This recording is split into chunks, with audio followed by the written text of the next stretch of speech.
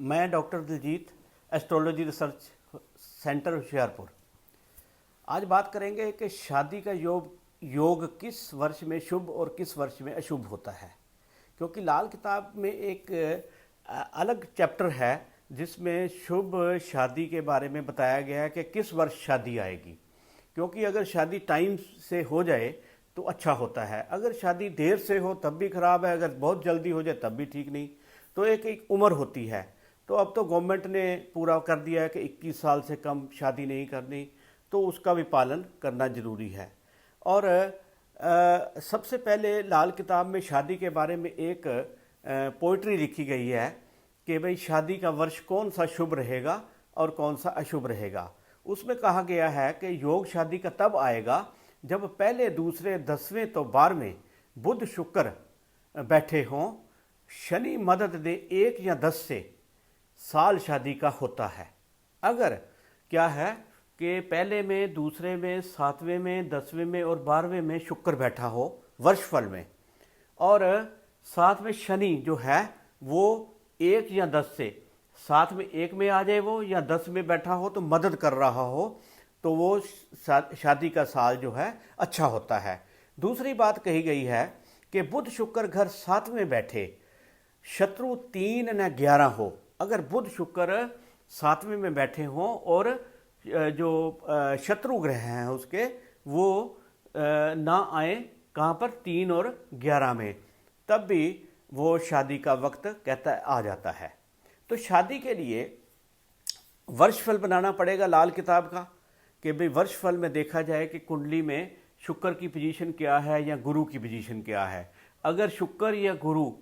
यहाँ पर भी आ जाते हैं 1 और 7वें खाने में, तब भी शादी का वर्ष होता है। और दूसरी बात, शुक्र बुध जो है 1, 2, 7, 10, 12 में हों या इकट्ठे हों, दोनों ही शुक्र बुध, या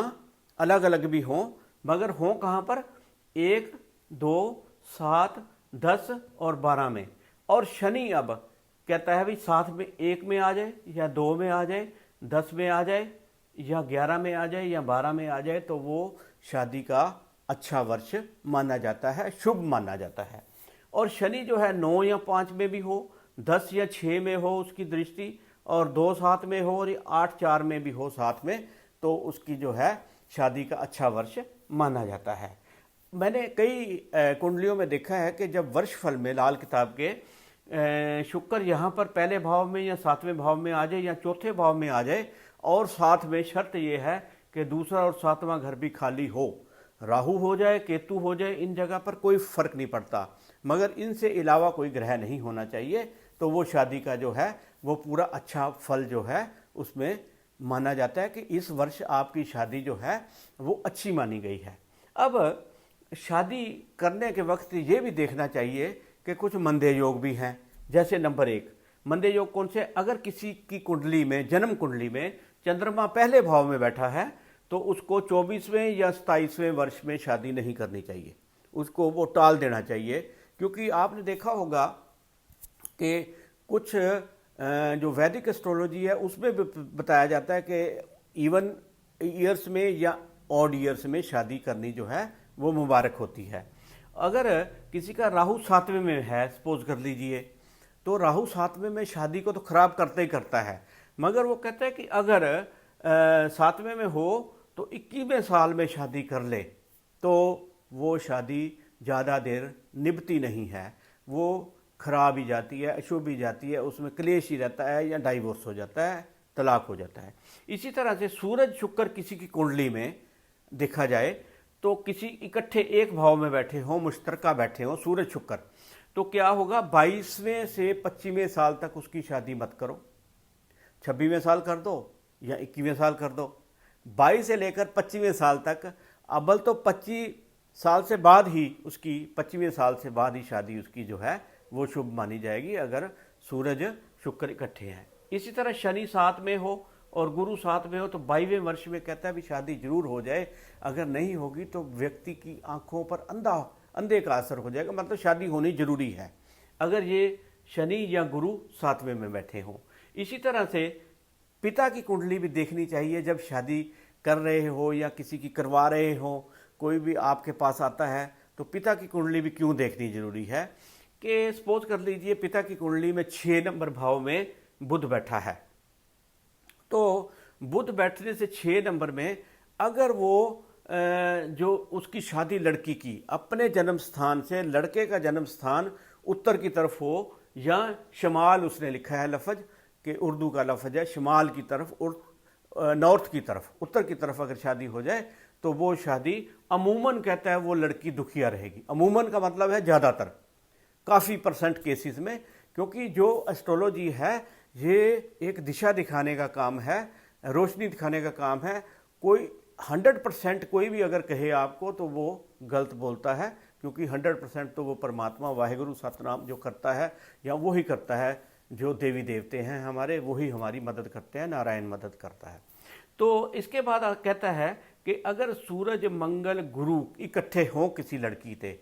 तो उसके ससुर ना होगा। मतलब ये शर्त लगा दी उसने, देखो कितनी कारामद उसने चीज़ें निकाली रिसर्च करके। आगे भी रिसर्च करनी चाहिए कि अगर सूरज मंगल और गुरु किसी भाव में भी बैठे हों तो उस लड़की के टेवे में, तो लड़की के टेवे में तो खास करके लड़की की बात की गई है तो उसके ससुर नहीं होगा, उसकी ऐसे घर में शादी होगी। क्योंकि इससे हमें यह भी पता लग जाता है कि किस दिशा में शादी होगी, जैसे उत्तर में होगी, पूर्व में होगी या दक्षिण में होगी, या कितनी दूरी पर हो सकती है, विदेश में होगी, लव मैरिज होगी। ये भी इस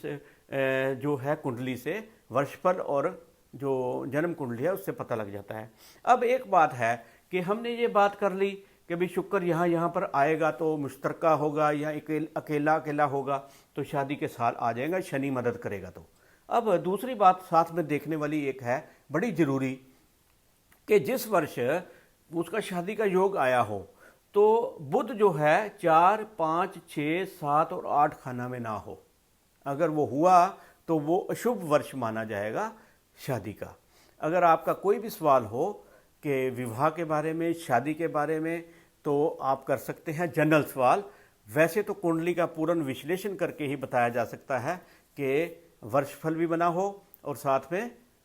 दूसरा जो मेन होरोस्कोप है उसका मेन कुंडली है जन्म पत्री वो भी साथ में पड़ी हो, तभी पता लग सकता है कि शादी का कौन सा अच्छा वर्ष है, कौन सा अशुभ वर्ष है।